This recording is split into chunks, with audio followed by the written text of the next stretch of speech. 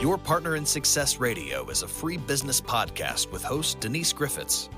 It's all about great stories, conversation, and context to help you move your business and life forward with actionable tips and advice from her guest experts. To listen and subscribe, just find us on iTunes, Google Play, or wherever you consume your podcasts. Good morning and welcome to Your Partner in Success Radio. I am your host, Denise Griffitts, and I'm thrilled to have you join us today. This podcast is ranked in the top 2% of the most popular podcasts globally. And honestly, it's because of my guests. They are phenomenal. In today's episode, we are unlocking sales success with my guest, Larry Levine, who is a prominent figure in the sales industry, and he is known for his innovative approach to building trust and authenticity in sales practices.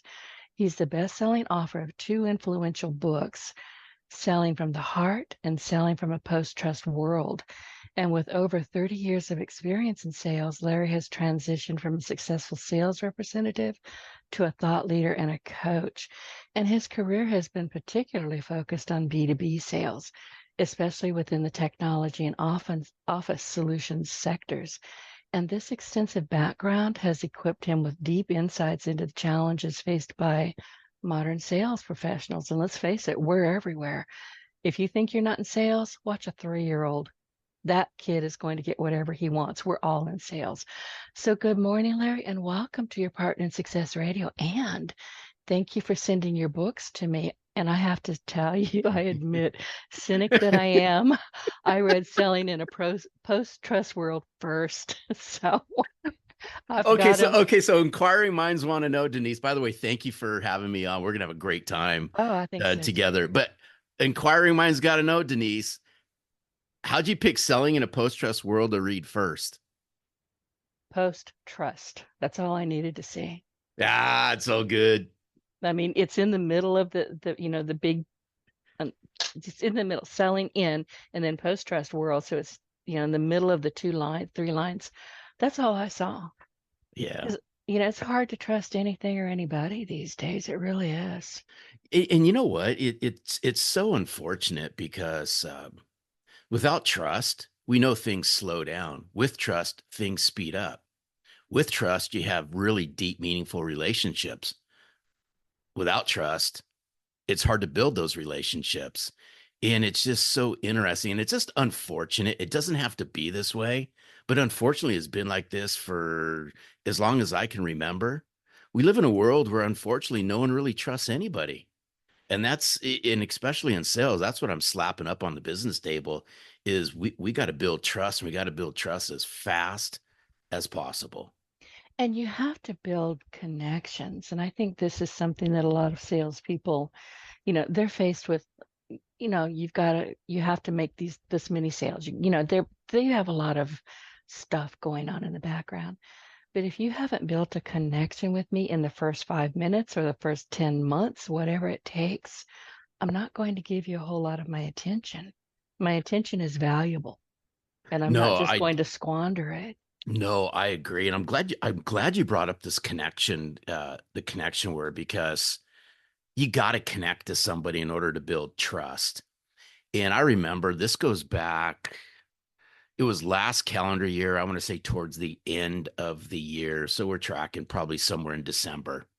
We had a gentleman on the Selling from the Heart podcast, and he's a professor at the Kellogg School of Business. He's done TED Talks around trust. The guy lives, eats, and breathes and sleeps trust.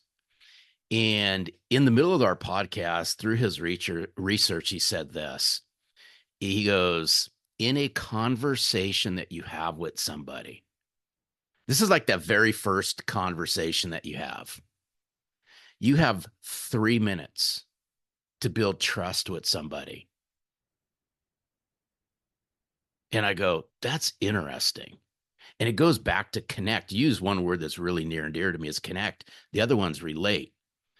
I believe that we need to be able to connect to somebody as quick as possible and relate to these people as quick as possible. If I wrote back in the building trust in the first 3 minutes, he goes on to say this, it doesn't mean that you cannot build trust after 3 minutes. It's just you're constantly swimming upstream to do this.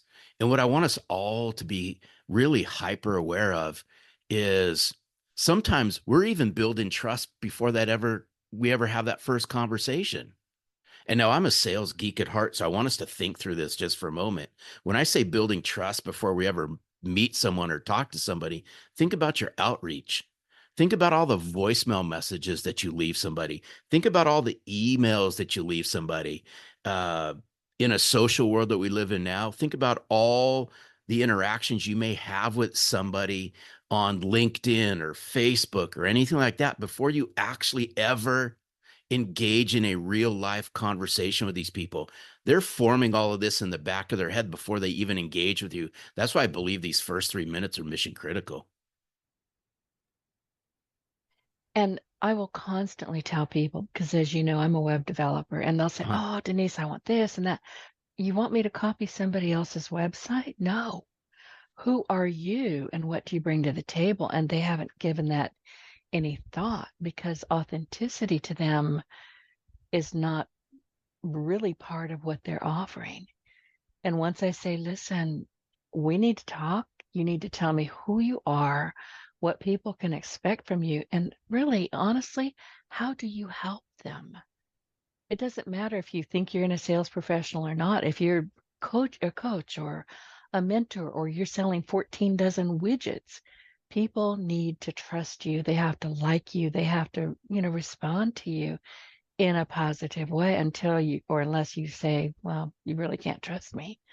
But you're right. I mean, we're watching, we're being watched. And I will constantly tell people, if your social media is all over the place and you're doing some pretty ugly things over here, but you're saying, oh, I'm really a great coach. We all have great spidey sense as far as I'm concerned. We pick that up. Hey, I'm glad that you use the word spidey senses, because I always say we have this sixth sense. I We can't do. scientifically prove it, but I know. there's a sixth sense, Denise, and that sixth sense is BS. And people sense this. Oh, People I've sense got it it. really fast, We really do. fast. And honestly, and I had a conversation with somebody the other day where we were talking. So, when somebody's telling you a porky pie, that's what they say it's a porker. You know, when you're just being snowed. I don't know about you, but before I hear the final word in that sentence, I've already clutched my stomach. I Yeah. know there's something wrong. So our body can often tell us, you're talking about that sixth sense. Our body can often warn us before our brain goes, oh no, Yeah. Hey, you know what's really interesting about this? I got to go back to this connection, and I want to touch on this because how you show up. I'm going to tie this all in together, but I think you're going to agree with me based on you being a web developer as well. Is inside selling in a post-trust world, when we get to the inspirational experience part of this, I kind of throw down the hammer on this and I say, you know what? Y'all are responsible for how you show up. It's not your company's responsibility. It's not your manager's responsibility if you're in an environment like that. It's your responsibility for how you show up. Here's the thing. If you want to connect to people, and I know we all do, and I mean really connect, that's REALLY, capital really, underscore, throw it in a color. If we're really connecting with somebody, we got to think about how are we all showing up? And in this world we live in today, how we show up means how are we showing up in our messaging via email? How are we showing up if we leave somebody a voicemail message? How are we showing up on a virtual call, whether that be Teams or whether that be Zoom? How are we showing up on all these other social media platforms? And how are we engaging on these? Because I do know this, and I'd be curious your thoughts on this, Denise. People are watching you whether you believe it or not.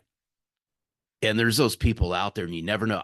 I've engaged in some of the coolest conversations, and somebody will say, you know something, Larry, I've been following you for 6 7 8 months now. mm-hmm.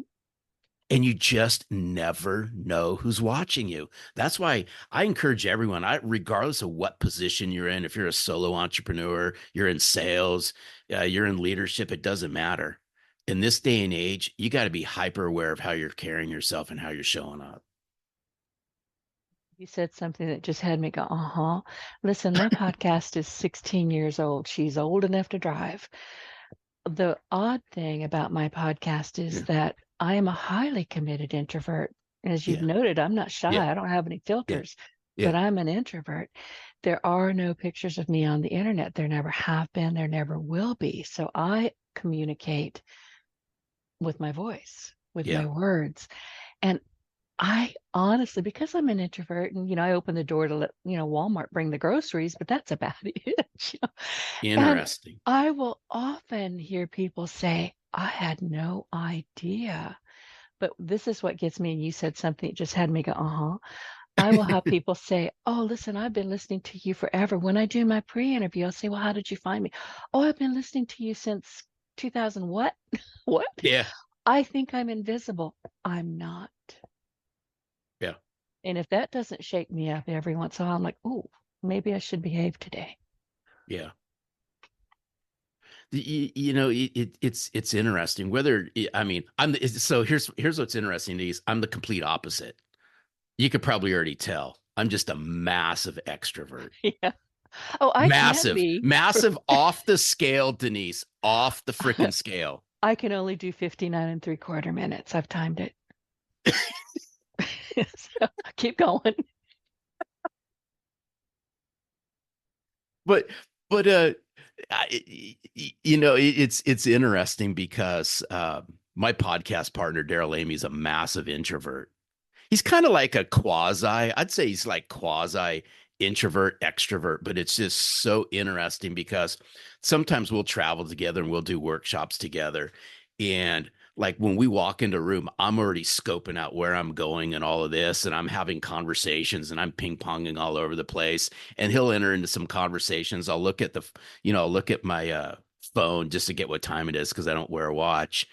And I'm going, okay, in about 30 more minutes, Daryl's exit stage right out of here because he's had enough of this already. And he's going to either go back to the hotel room or he's going to go back into a corner somewhere and just be by himself. And I'm just a social butterfly.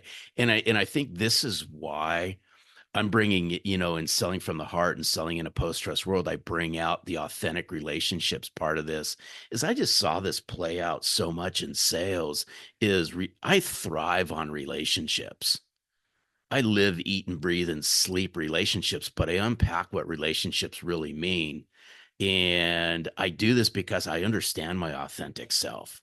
I understand what lights my fire. I understand what, brings me joy. I understand all of this. And it's really digging into relationships, whether that be personal or professional. So I'd ask all your listeners, when you start thinking about relationships, and I'm going to throw the gauntlet down on this one, is the relationships that you think you have, are those the relationships that the other person believes that relationship really is? And I want us to really think through that No, because I'm going to say no, almost never. Denise, and What? it's interesting behind all of this because I mean, if you allow me, I'm going to make this sales centric for just a moment. But I always ask, key executives, sales leaders, and salespeople, I always say, hey, I'll just humor me for a moment. I'll say, hey, listen, how many in this room believe relationships matter? Do your client relationships matter? Everybody always resoundingly says, yes, relationships matter. I go, okay, then do the relationships you believe you have with your clients, is that what your clients believe the relationship is? And you should see, Denise, the looks on people's faces. They're like going, where are you going with this? And I go, hey, listen, I'm not here to disrespect anybody in this room, none whatsoever. Or if I speak out in the audience. But what I want us to clearly understand is, do you have what I call relational alignment? The relationships that you have, is that what your clients believe that relationship is? If not, y'all got some homework y'all need to do.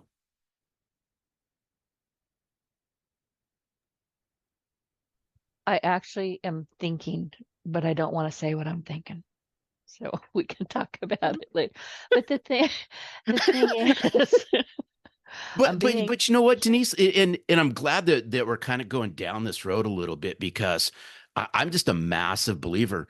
Relationships are at the forefront of everything.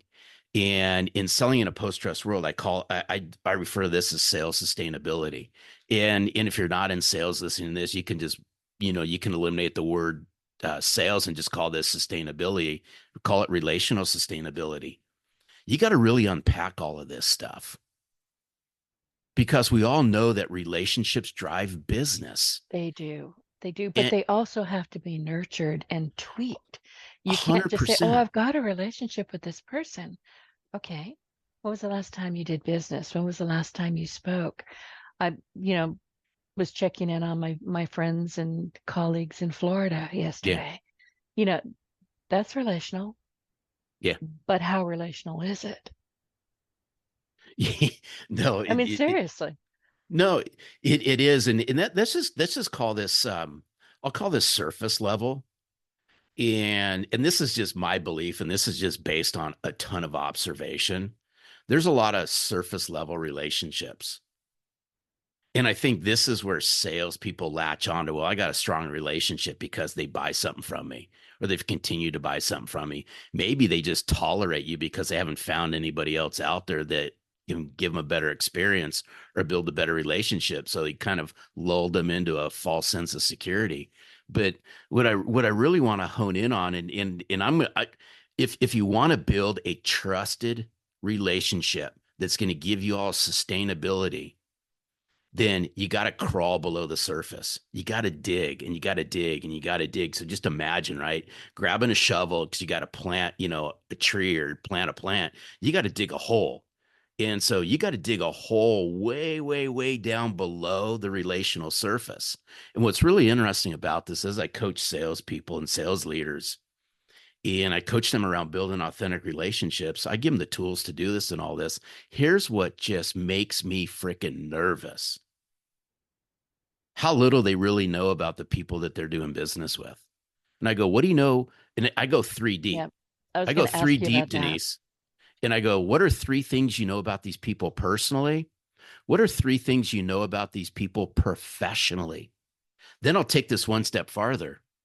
What are their goals, dreams, aspirations? Where do they see themselves 6 months from now, a year from now? What are their struggles right now? What do they need to overcome? And Denise, I hear crickets. I know. I know. If you haven't taken the time as a salesperson or a sales professional to really exchange Christmas cards, get to the point where you're friendly enough and you're integrated enough with each other that Christmas cards, birthday cards, I mean, you're part of the family. Listen, I interview people from all over the world. I've got Yeah. hundreds of books in here. I have stayed in touch with many of them. Many of them. Have I ever met them? No. But I know a lot about them and they know a lot about me. And I know who to introduce them to when it Mhm. comes time to say, hey, I know some other podcast hosts that would love to have you. You have to have that information either on a mental Rolodex or just as part of how you operate, but you need to know your people. And you're Yeah. right, it doesn't happen. No, no, it does. And I remember this was just a couple of weeks ago. I'm coaching this team, and I like coaching in small cohorts. So I like coaching in cohorts of, group sizes of like 10 to 12 because I do a lot of this virtually and no one gets lost in the background. When you coach 20 and 30 people at a time, people get lost back there in the screens and they hide out. But when it's a small group, it becomes intimate. I remember asking this question, and I'm a big believer that Pareto's principle is live and well. It's the 80-20 rule. And where I'm going with this is I believe that if you look at, inside of an organization, it's usually 20% of the company, 20% of your clients are driving 80% of your revenue. 20% of your salespeople are driving 80% of the revenue. It all plays out. The numbers play out. So on this call, I had all these groups of salespeople on the call with their managers, Denise. And I said, I want you to conjure up, right, 20% of your customers right now. And I knew that each one of these salespeople has about 30 some odd current customers. So 20% is 6. So I said, I want you to think of the 6 customers that are giving you 80% of your business right now. And I want you all to put your thinking caps on. And I had them stop, right? You got your thinking caps on. Of all 6 of those customers, how many of you on this call right now know their goals, objectives, and initiatives for the next 90 days inside that company?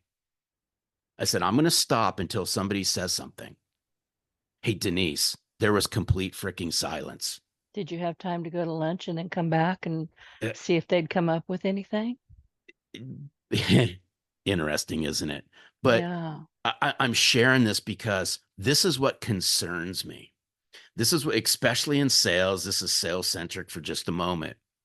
Sellers, if you want to build relational strength, if you want to drive incremental profit, if you want to increase revenues, if you want to increase referrals, if you want to create sustainability, it's as simple as getting to know what are the challenges, the initiatives, what are the things that these key decision makers and influencers, what are they working on? And then it's up to you to help them achieve these. But it just scares me how few understand this. But yet they say they have great relationships, but they really can't define what the relationship is anyway. But they really got great relationships just because they do the so-called check-in, follow-up, touch base, which is so outdated. They get a warm smile. They ask them if everything's going good, and they say, "Oh yeah, everything's fine." And then to me, when they say everything's fine, that's just like code for just don't bother me because you're not bringing any value. I'm just tolerating you. Divorce. Seriously. When you hear a woman say, fine, it's just fine, get out of the way. You're in trouble. I've said this. I've literally written about this. This is why I believe in the trust formula. Y'all got to bring meaningful value. And if you want to build relational strength, you got to bring meaningful value. And meaningful value in a business context is you got to bring ideas to the forefront. You got to continually be educating your customers. You got to bring them insights. You got to help them cast vision. You got to really understand where they want to be in a year from now. And by the way, they may not know depending on the size of the company you're working with and so forth. Sometimes I get that. But guess what? It's up to you to help them cast that vision based on what you know. But if you don't do any of that, and all you do are these routine checkups, these routine follow-ups, whoever's listening to this right now, y'all get where I'm going with this because we've all been guilty of it. I'll raise my hand and say, I've been guilty of it as well. Don't be surprised when you send that message or you pick up the phone and you call or you happen to go visit them if it's an environment where you can go visit them. And you go, Denise, I'm using your name, but you don't have to answer. Hey, Denise, how's it going? Right? Just wanted to make sure we're doing everything okay. Anything I can do for you? Again, this is silly, simple stuff, but it plays out on a daily basis. And then Denise tells Larry, you know what? Everything's just fine. You know what? We're good, right? You don't need to come around for a little bit. We got everything under control. That's code for saying, I got some work to do. And Denise has been polite. And I need to be smart enough to figure it out, right, Denise? You really do. And, here's the thing, and I'm on page 54, and so I'm still back in selling in a post-trust world. And I love this book. I do. They're Well, both great thank you. books, but this one's mine. This is my favorite. But this is what we're talking about, how to start creating value. And you say that building strong relationships and understanding holistically what value means lays the foundation for becoming valuable. And here's the 3 types of value: internal, client, and company value. So let's go into that a little bit, if you don't mind. So, here's what's interesting. I'm gonna key on all of this, and we can dive real deep into this. But what's one of the exercises I have people do when they're working with their clients is just to really understand value. And again, we've been talking about Hey, is the relationship look the same? Well, now here's why we're going to flip this into meaningful value and we'll really peel this back is salespeople believe they're really being valuable, but yet most of your customers and clients don't believe you're being valuable. It goes back to this whole relationship thing. So I always ask salespeople, and this is where you got to get vulnerable. And a lot of salespeople don't want to do this because they really don't want to hear the truth. And I want salespeople to sit in front of their customers. They can't do this via email. They really can't because it loses the touch. And it's simple understanding what value is. And it's asking them, right? Mr. and Mrs. Customer, in terms of value, how would you define it? What's value look like to you? And over the last 90 days, can you describe the value that I've been bringing to you and your organization? And then you got to pause and you can't say a word. And by the way, if they don't say a word, then I think you already know what your answer is. You haven't been bringing any. But if you have been bringing any, they're going to tell you within 2 seconds what you've been bringing to the table. So I really want people to understand values. It's the age old saying, values in the eye of the beholder. It's not what you believe value is. It's what they believe value is. And you have to be able to unpack this. And you got to be able to go down those places to uncover what value is. And in selling in a post-trust world, and you alluded to it on that page, is we got to create what I call value alignment. And here's where I'm going with this. And I go deep into this into the book, is I want us to think through your values. What are your set of values? And this is why I believe the inner work, and I touch on it in Selling from the Heart as well, is you got to understand your values. At the core, what do you value? And I want you to marry that up with what your customers value. And here's why this is so important. And we've all been down this road before. I have as well. I want you to think about I want all the listeners out here to think about all the customers that they've had over time that have been nightmarish, however they want to define it. Those bad customers, the ones that we wish that we wouldn't have brought into the company. Do you think if your values would have aligned, you'd be a lot happier? I think most situations between sellers and customers are because the values aren't aligned. You had a really bad funnel, so you brought somebody in knowing that probably somewhere down the road, it wouldn't be the right move, but y'all needed to make a sale. And so when I start thinking about customer strength, I look at it as, does your values, whatever you stand for, care, commitment, trust, moral character, integrity, do your clients have that same? Does the individual you have the same? If not, then you have the ability to course correct it. So that's what I talk about, in terms of internal value. You got to understand what your internal value is, and how you find it out from somebody else is quite simple. You can either ask, you can kind of share what your values are and ask for them to share theirs, or you can simply just start following these people and unpack what they put out on social. You can sure find out that way. And then we'll take this one step farther.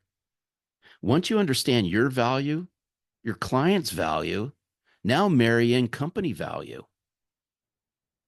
And I want harmony in all of this. And I will tell you this, Denise, is every single client that we have at Selling from the Heart, our internal values match theirs. Our company values match theirs. And we get deep really fast, and we're able to together make a huge difference. And I remember this is about a year and a half or so ago. We had one customer where over time our values just started to get disconnected. So we disconnected. I actually gave them their money back. How many people do that? I fired somebody after 2 months and I said, here you go. Yeah. We can't do this. I cannot work with you. I'm happy to refer you to someone else, but I'm not your person. Yeah. And it's this is something, the things that we're talking about right now, I encourage people to really go deep with this. I understand y'all want to build relationships. but you got to bring some meaningful value to this. And you got to understand what's valuable to them. And then you all have to be in alignment. Is this going to take a lot of time? It really doesn't take a lot of time, but I'm a massive believer. If you can slow things down for just a little bit, you'll actually speed things up. I would much rather know up front we're not in alignment and agree to part ways than agree to agree and then find out somewhere in the middle of all of this, we fall out of alignment and then a big divorce happens. Been using the word value quite a bit, and every time you I don't know why I do this, I take notes during each conversation, and every time you say value, I write underneath it principles. Why Yeah. am I doing that?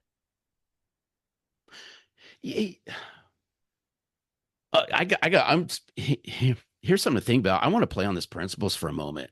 Okay. How many people, and I'd just be curious your thoughts on this. I mean, I got mine on this, and it's going to be very few. That's going to be the answer, Denise.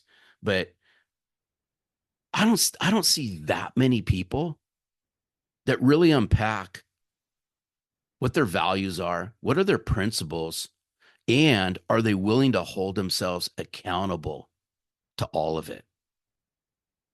And very few, there's people out there that do this, but there's very few that will actually hold themselves accountable to their set of values.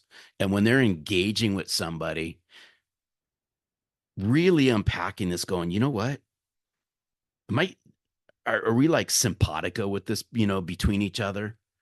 And if not, that's okay, right? We can be friends. We don't have to do business together. But not enough people are going down the road of bringing their values and their principles to business and holding themselves accountable to integrate this in the day in the life of what they do. This is my thought. The reason I'm thinking about that is I was talking with my co-host Ben Gay III. He was the final mentee of Dr. Napoleon Hill, and he's Hey, by the way, fascinating Denise, guy. he's been on my podcast. I love Ben. He's one of my Oh my five favorite gosh. people. I've got five favorite Oh, people in the world. He bounces between 1 and 2. Just depends on the day. So he knows. But we were talking, we were, working in one of his books, and we were talking about Ross Perot. uh-huh. And that was a man of huge principle. Yeah. Huge. And I'm thinking we've gotten a little bit too flexible as humans with our principles. What do you think? Uh, it's, I would say, I'm gonna answer this way. I'm gonna give you my younger version answer. I'm gonna give you my older version answer. My younger version I'm going to answer. write them both down, and we're going to talk about it later. Okay. So my younger version of your comment would say, I was probably more flexible with it in my younger days than I am right now. I'm way more rigid with this now.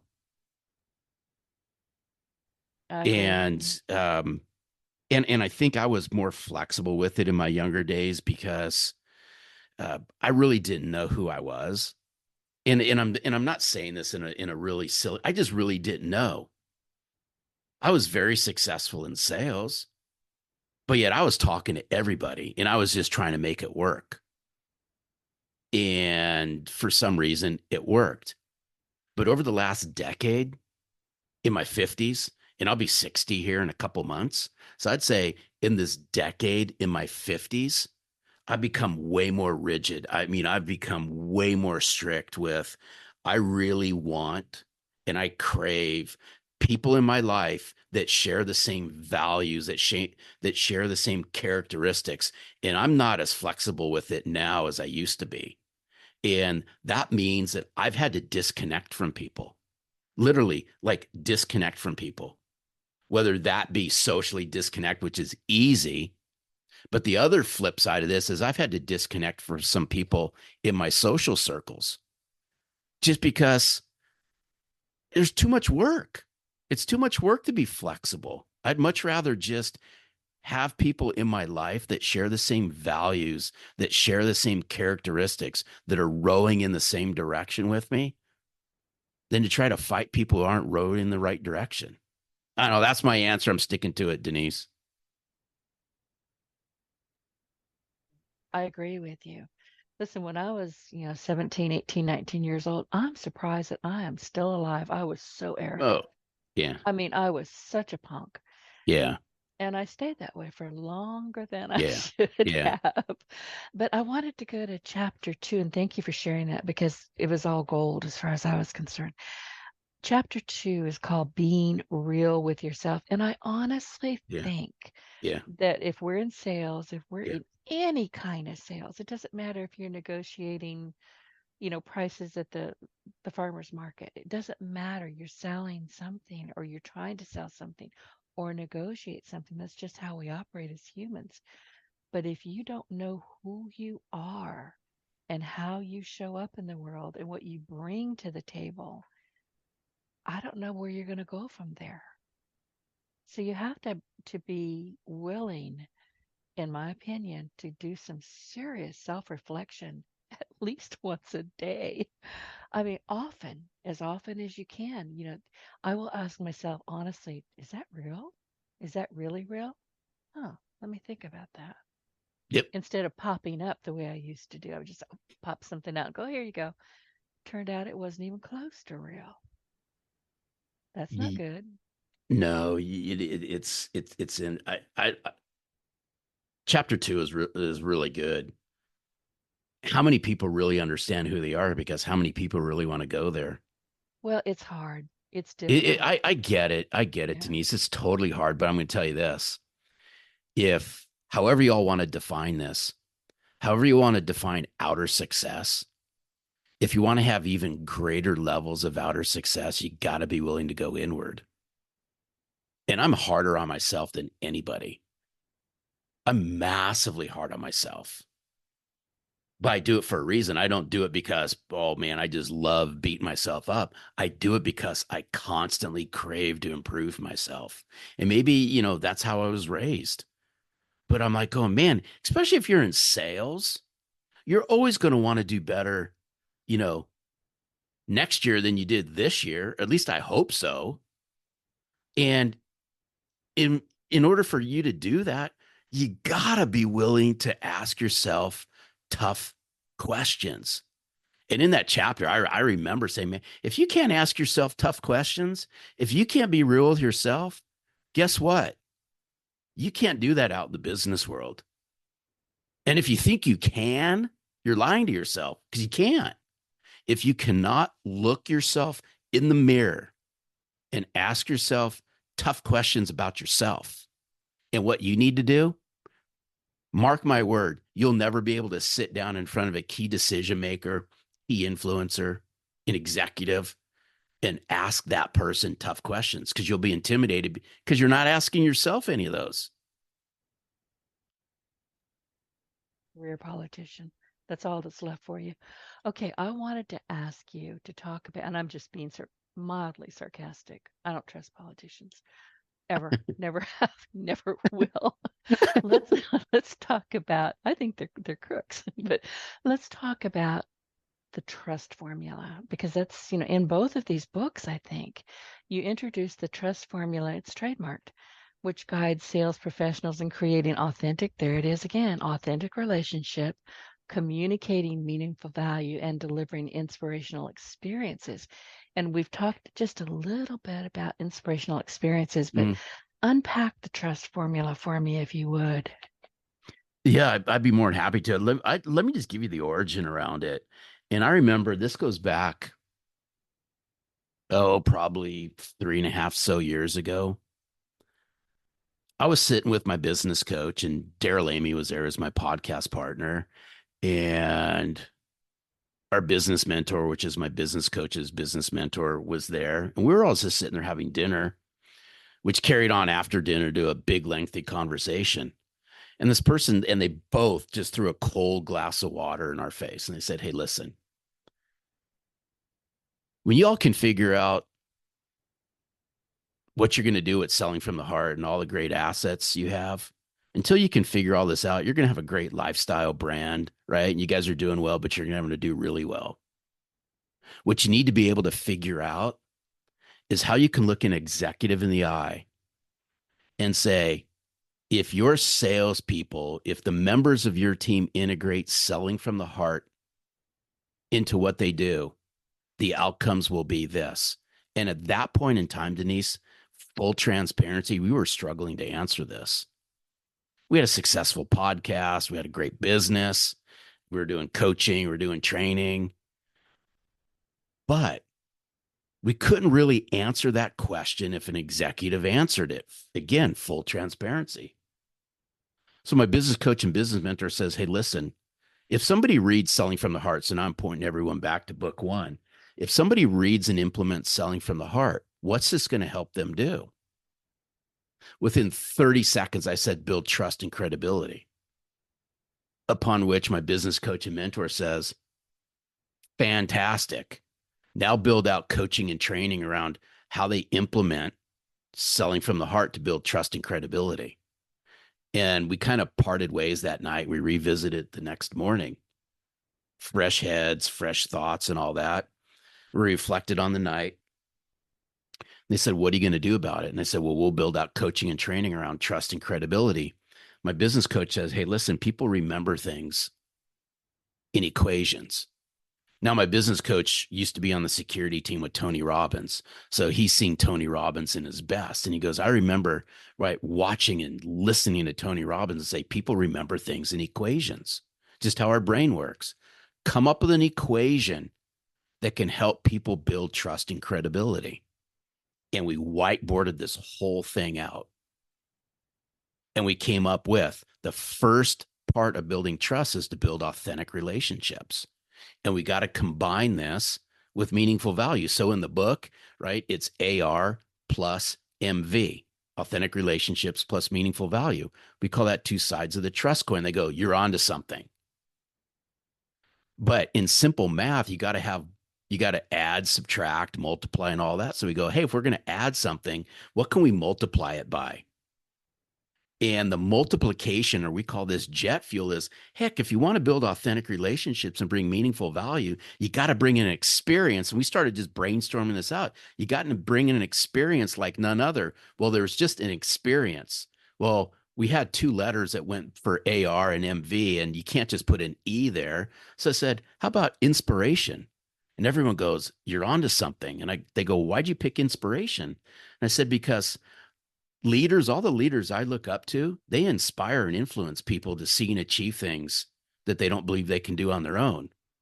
How about if we coach and train salespeople to bring inspirational experiences to a forefront? They go, oh, you're onto something. So now we're at the 3 legs of the trust formula. And they go, well, what's the last part of this? And I go, I'm a disciplined person. I'm a consistent person. And I'm massively disciplined. That's how I was raised. They go, okay, discipline. But now we can't just put the D there. Now what are we going to do? I said habits. And so DH is disciplined habits. And that's really how the whole trust formula came to be, is through my business coach and business mentor throwing a cold glass of water in my face. But then we built out the formula. And then they go, now what? I go, now we're going to weave this in. So now the whole trust formula, we weave in with sales companies and companies around how do they implement all of this when they prospect, how they implement all this in managing their clients, and how do they implement all of this throughout the sales process. And for 2 years, we were coaching and training and test piloting this all out and had massive success with it. And that was the inspiration behind Selling in a Post-Trust World. And it was that conversation and the trust formula that actually hockey sticked our business and catapulted the growth that we had today. And the whole point behind all this, and Denise, thank you for allowing me to share this story, I appreciate it, is sometimes in our life, we're going to get the cold glass of water thrown in our face. And rather than run from it and rather cry from it, you got to suck it up and go, you know what? I don't know everything. Thank goodness there's people in our lives that are willing to speak up and throw the cold glass of water in our face. Because if it didn't happen back then, I don't believe the trust formula would be here, and we would have a great lifestyle brand doing real well, podcasting on Selling from the Heart without selling in a post-trust world. That's kind of how this all came to be. Thanks again for allowing me to share it. I wanted to know. I knew there was a story. I just didn't know what it was, and I was curious. And you've mentioned Daryl Amy. He's been my guest here too. I think about 3 years ago. Pardon Tell him me? hi. Daryl. Daryl Amy, he's been a guest here. I believe it was about 3 years ago. That's so good. Yeah. I tell you what, if it wasn't for Daryl Amy, none of this would ever be here. Is None of that this. right? So, Well, 100%. we had a 100%. great conversation. If I'm not mistaken, and I have his book, I just came across it a couple days ago. Revenue That's growth a engine. revenue growth engine. There That's we go. exactly Right on. right. Right. I've got it. I've read it. And I look at it frequently. Yeah. Yeah. It was interesting because my life flipped upside down at 50. And at 50, I was career adjusted. Yeah, that's really is the first time I've ever been let go.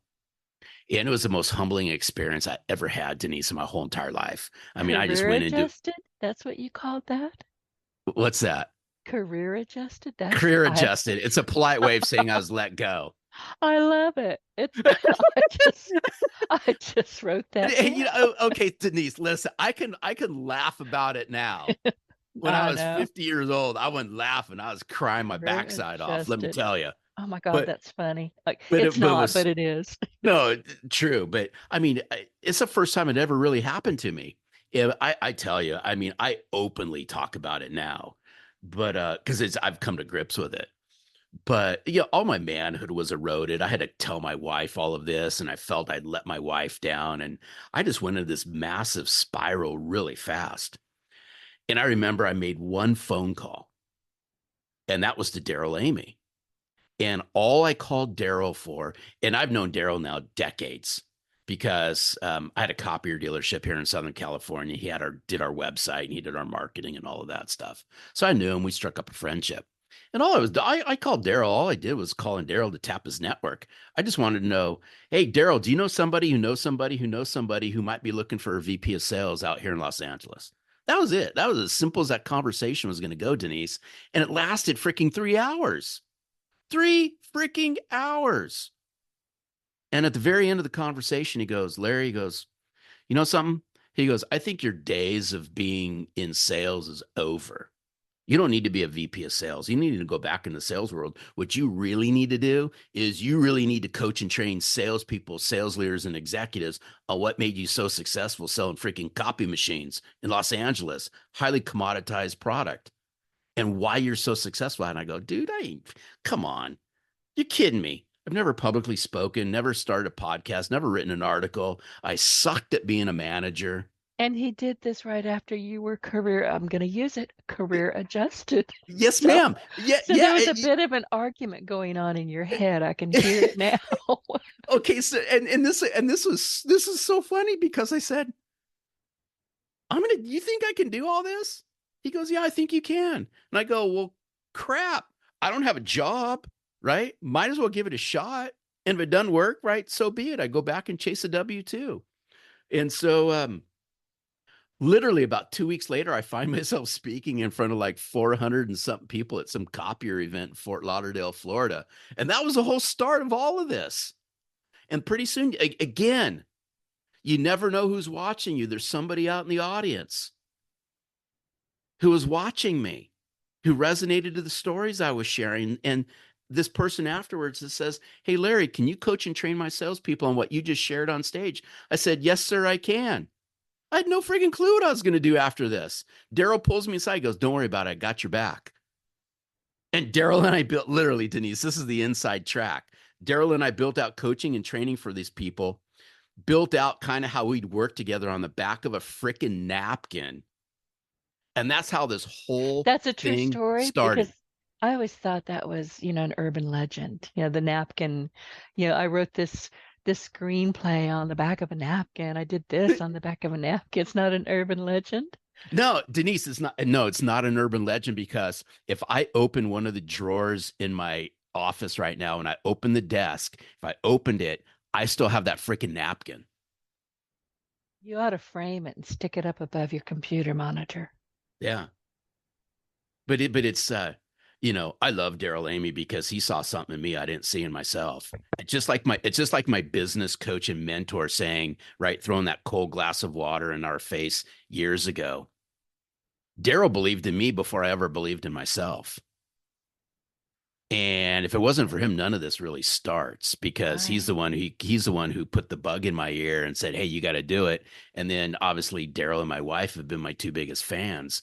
But then together we built something really cool here, and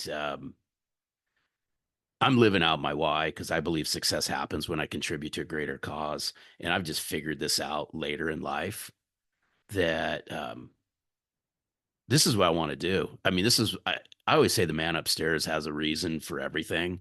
And it's just, there was a reason why I was career adjusted, right? Polite way of saying I was fired.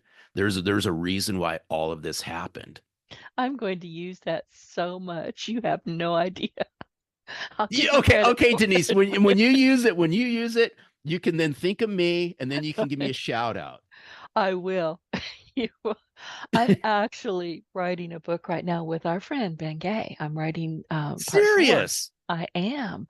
I'm writing part four of The Closers. Really. I I tell you am. what, And right you on right just on my got in floor. my book. You just got Oh, in there. that's so good. That is, you're going in the book. I'll thank you. That means a lot. So I will tell you this right now, Denise. If I look off to my side, I got books all over the freaking place. I love reading books. I read every single day. I got all of Ben Gay's books that he sent to me because he'd come on the podcast because he lives in Northern California, if he still Right. does. He does. Yeah. Placerville.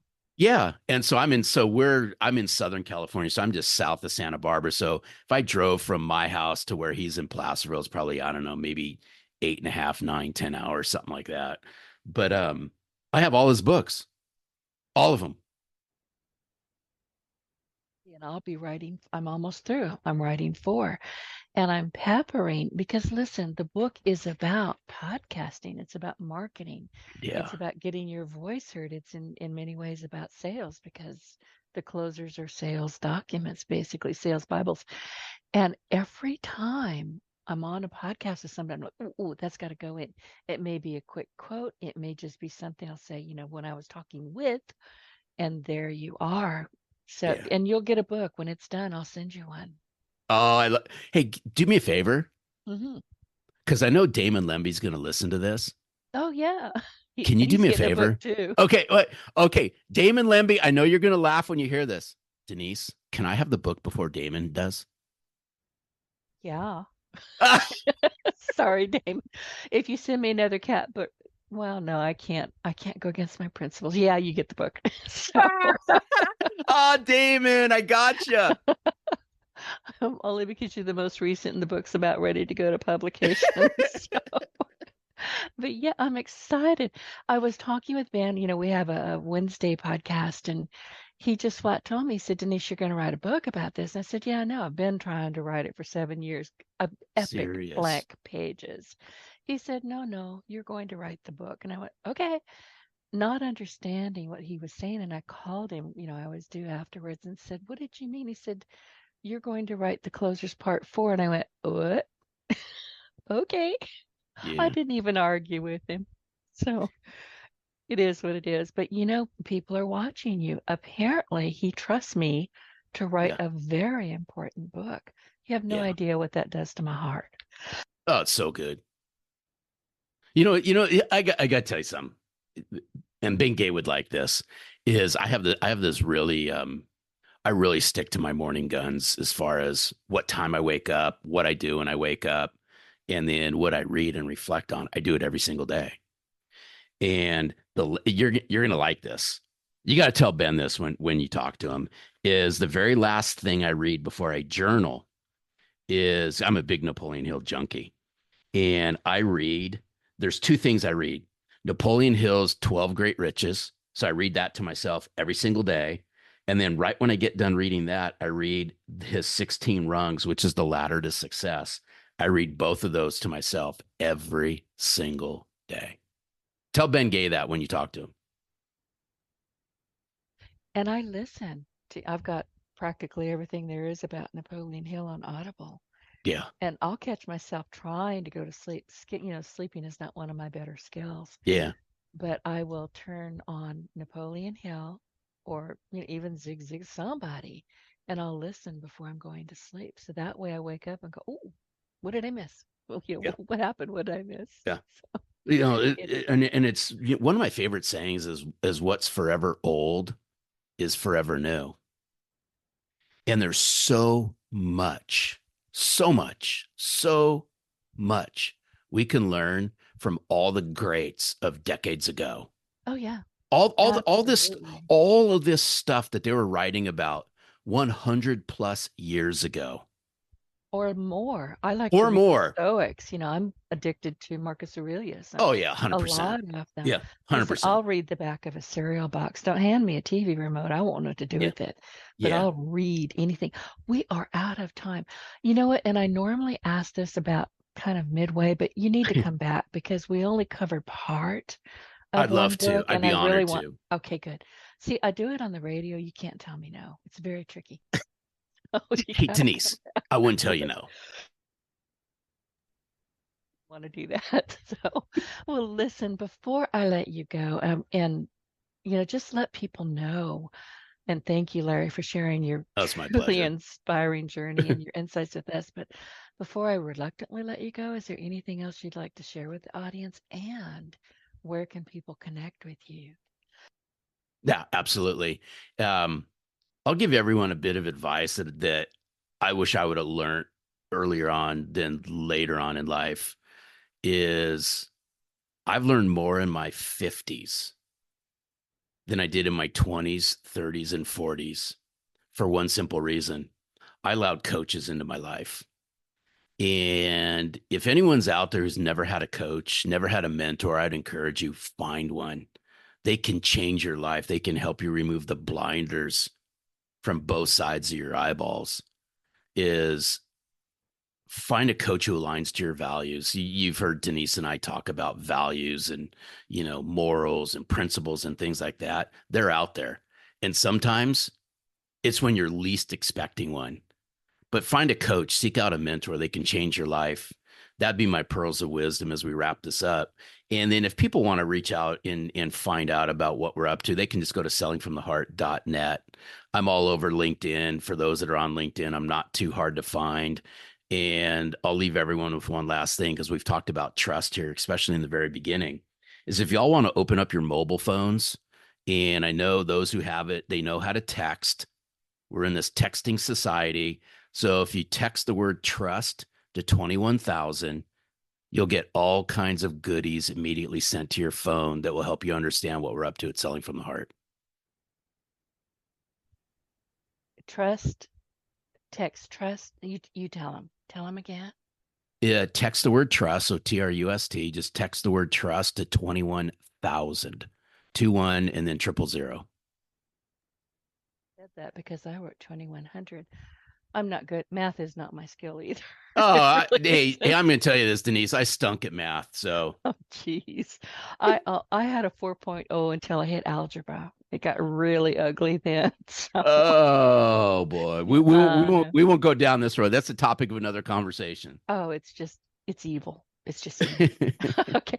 Well, listen, everybody, as we conclude today's really delightful conversation with Larry Levine, we've delved into the transformative power of authenticity and trust. Write that down. Trust in sales. And Larry shared key principles from his book, Selling from the Heart. We'll talk about that next time. And Selling in a Post-Trust World, which we kind of covered today, highlighting how genuine relationships can drive both personal and professional growth. And remember, in an era where skepticism is prevalent, and honestly, it should be mandatory these days, there there's so much that you need to understand about building trust. It's essential for sustained sales success. It's really essential for life as far as I'm concerned. So be sure to connect with Larry through his website at sellingfromtheheart.net, where you can find valuable resources, coaching opportunities, and more about his mission to reshape the sales profession. And if you enjoyed this episode, please take a moment to rate us on Apple Podcasts. Why? Because your feedback helps me reach more listeners. and continue providing really valuable content. So thank you for tuning in, and I will see you next week. Larry, thank you. This was delightful. Oh, it's my pleasure. Look forward to next time, Denise. Me too. I'll call you. Okay. Get your voice heard. If you would like to launch your own far-reaching podcast, contact Denise Griffitts at yourofficeontheweb.com and go to the podcast tab.